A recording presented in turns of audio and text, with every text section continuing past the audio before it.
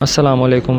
Welcome to history and facts जी। तो जैसे कि हमने प्रीवियस वीडियो में इनिशियल प्रॉब्लम्स ऑफ पाकिस्तान को डिस्कस किया था, जिसमें choice of capital, establishment of government, division of financial and military assets, boundary distribution, economic dispute था और जो वाटर प्रॉब्लम्स थी उनको डिस्कस किया था। मगर जो आज की हमारी वीडियो है वो है कश्मीर इशू, जिसमें सिर्फ हम ना ही सिर्फ आफ्टर इंडिपेंडेंस जो प्रॉब्लम्स हुई थी उसके लिए वो पढ़ेंगे, मगर इससे पहले हम इसकी स्ट्रैटेजिकल जो इम्पोर्टेंस है उसको भी देखेंगे और जो हिस्टोरिकल पर्सपेक्टिव है उससे भी उसको देखा जाएगा। तो जब हम स्ट्रैटेजिकल इम्पोर्टेंस की बात करते हैं तो उसमें देखें कि कश्मीर जो है एक लैंड लॉक कंट्री है, यानी कि उसके जो ईस्ट, नॉर्थ और वेस्ट यानी 3 साइड से जो है वो हिमालयाज माउंटेनियस रेंजेस हैं। जैसे कि ईस्ट पर हिमालय है, नॉर्थ में कराकोरम और वेस्ट में हिंदू कुश है। तो उसके बेनिफिट क्या है कि ये एक सोर्स ऑफ फ्रेश वाटर है। अभी ये जो हिमालयाज माउंटेन्स हैं वो फ्रेश ऑफ वाटर के एक सोर्स बनते हैं। दूसरा कि बूस्टर एग्रीकल्चर सेक्टर, यानी कि एग्रीकल्चर, क्योंकि इंडिया और पाकिस्तान दोनों ही एग्रीकल्चर बेस्ड कंट्री हैं, तो उनके लिए जाहिर सी बात है कि हमें वाटर की ज़रूरत होगी। तो वो भी उसमें एक अहम रोल प्ले करती है कश्मीर की जो एरिया है। थर्ड नंबर पे है सोर्स ऑफ इलेक्ट्रिसिटी, यानी कि इलेक्ट्रिसिटी को भी उससे पैदा किया जा सकता है वाटर से। तो ये कुछ जो है स्ट्रैटेजिकल इम्पोर्टेंस है कश्मीर के। अच्छा, सेकेंडली जब हम हिस्टोरिकल पर्सपेक्टिव्स की बात करते हैं तो उसमें देखें कि 18 सेंचुरी में जो है कश्मीर है वो पश्तून ट्राइब के अंदर थी।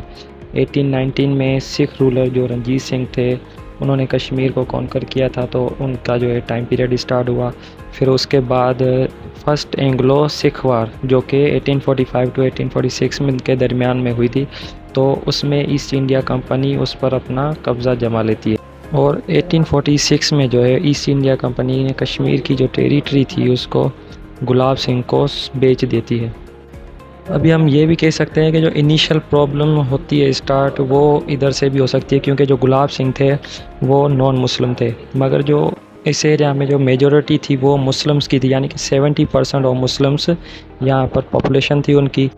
तो फिर 1930 के बाद जो है मुख्तलिफ कॉन्फ्रेंसेस भी हुई थी इसी हवाले से। अच्छा, तो अब हम आते हैं इंडिपेंडेंस टाइम पीरियड में जो 1947 का है। तो उसमें legacy of partition of the sub continent, यानी जैसे कि हमने 1947 का जो एक्ट आया था इंडिपेंडेंस एक्ट, उसमें प्रोविजंस भी दी हुई थी। तो उसमें स्टेट्स के रिलेटेड ये बताया गया था जो 562 स्टेट्स हैं उनकी मर्ज़ी है, यानी कि उनके लिए सजेशन भी दी गई थी कि वो जिस कंट्री से यानी इंडिया से या जो पाकिस्तान है उससे कॉन्टीजियस है यानी मिली हुई है उनकी टेरिटरीज़, या तो वो उस बेस पर मिल जाएं, या दूसरा ये था कि जो मेजॉरिटी एरियाज़ हैं यानी जो मुस्लिम मेजॉरिटी एरियाज़ हैं तो वो पाकिस्तान के साथ एक्सीड करेंगे, और जो नॉन मुस्लिम मेजॉरिटी एरियाज़ हैं वो इंडिया के साथ एक्सीड होंगे या उससे मिलेंगे, या फिर उनकी अपनी मर्ज़ी है। अच्छा, तो बाकी स्टेट्स जो है वो एक्सीड कर चुकी थी, मगर जो 3 थी हैदराबाद, दक्कन, जूनागढ़ और जो कश्मीर है, तो उन्होंने डिले किया। जब डिले हुआ तो हुआ क्या कि जो हैदराबाद, दक्कन और जो जूनागढ़ है, क्योंकि वो हिंदू मेजॉरिटीज़ एरियाज़ थे, वो अंदर मुस्लिम रूलर्स के थे, तो इंडिया ने मिलिट्री इंटरवेंशन से सितंबर 1947 और सितंबर 1948 में उन्होंने इन दोनों यानी हैदराबाद, दक्कन और जूनागढ़ पर अपना कंट्रोल कर लिया। अब जब कश्मीर की बात आती है तो क्योंकि वो भी बहुत डिले हो चुकी थी, इसलिए जो है अक्टूबर 1947 में हिजबुल मुजाहिदीन KPK से वो जो बिलोंग करते थे, तो उन्होंने एंट्री की कश्मीर में उसको कॉन्कर करने के लिए।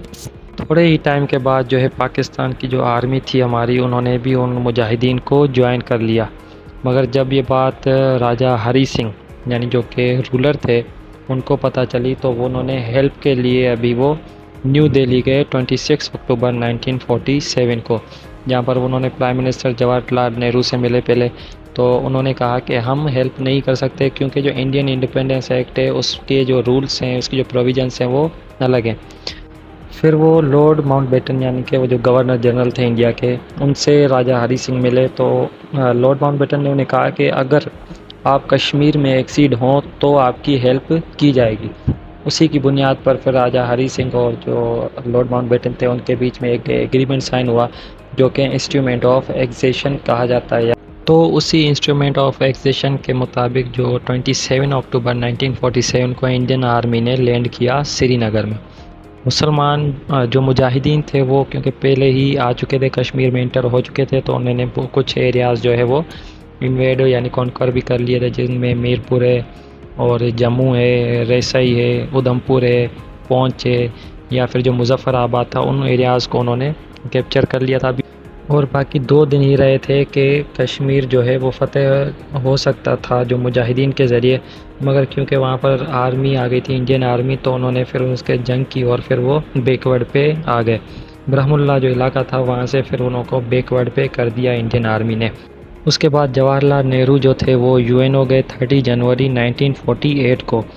तो यूएनओ ने सीज़ फायर डिक्लेयर किया, यानी कि जो भी आर्मीज़ जहाँ पर है वो वहाँ पर रुक जाएं और उन जो जंग है वो ख़त्म की जाए। और फिर मुजाहिदीन ने जो टेरिटरीज़ कैप्चर की थी, जिसमें मीरपुर है, मुजफ्फराबाद है, जम्मू है, उधमपुर है या फिर पूंछ है, तो ये फिर जो है जो है अलग से उनको आज़ादी मिल गई, जिसको हम आज़ाद जम्मू कश्मीर कहते हैं। और जो इंडिया को इलाके मिले उनमें जम्मू एंड लद्दाख, ये 2 इलाके थे जो इंडिया को मिले जंग में। तो ये जो है वो फर्स्ट वार लड़ी गई थी पाकिस्तान और इंडिया के बीच में। उसके बाद 3 जंगें और भी लड़ी गई, जो कि 1965 में थी, 1971 और 1999 में। आज का जो हमारा टॉपिक था कश्मीर इशू, वो यहाँ पर वाइंड अप होता है। उम्मीद है कि आपको समझ में भी आया होगा। अगर आपकी कोई सजेशन है तो वो भी आप दे सकते हैं। तो मिलते हैं नेक्स्ट वीडियो में, तब तक के लिए अल्लाह हाफिज़।